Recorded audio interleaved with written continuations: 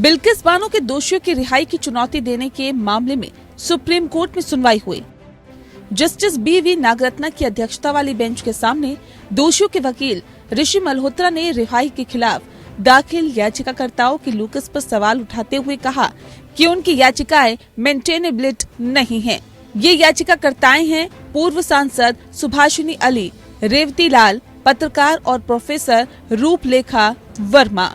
मल्होत्रा ने कहा कि इन याचिकाकर्ताओं के पास रिहाई के आदेश की कॉपी भी नहीं थी, लेकिन उन्होंने मीडिया रिपोर्टों के आधार पर इस अदालत का दरवाजा खटखटाया। मल्होत्रा ने कहा कि इन लोगों ने अटकलों के आधार पर याचिकाएं दाखिल की। अगर इनकी याचिका को देखें तो पता चलता है कि उन्होंने आदेश को मनमाना और बिना दिमाग का इस्तेमाल किए दिया गया जैसा लगता है। जस्टिस नागरत्ना ने कहा कि दोष सिद्धि और सजा को चुनौती नहीं दी गई है, बल्कि दोषियों की सजा में छूट एक प्रशासनिक आदेश को चुनौती दी गई है। हम प्रशासनिक आदेश को चुनौती के दायरे को देख रहे हैं।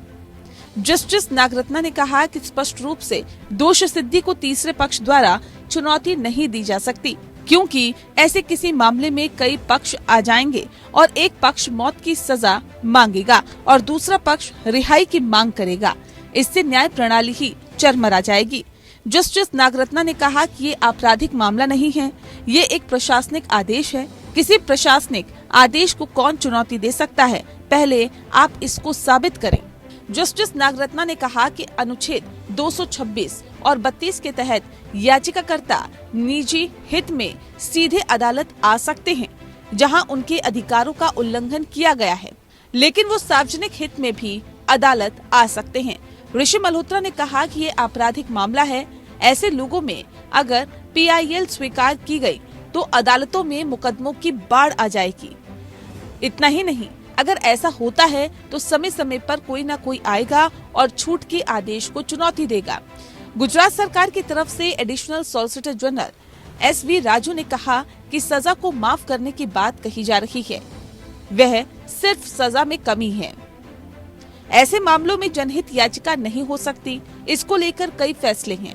उन्होंने 2003 के एक फैसले का हवाला देते हुए कहा कि कोई भी तीसरा पक्ष इसमें कुछ नहीं कह सकता।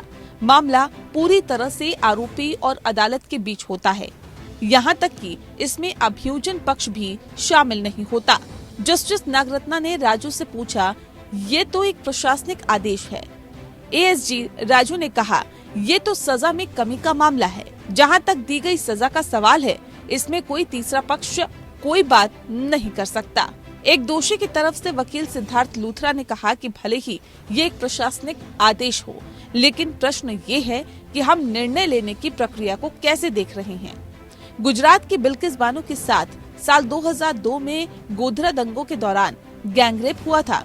दोषियों को जेल की सजा हुई, वे समय से पहले छोड़ दिए गए और इस फैसले को चुनौती दी गई। Bureau report.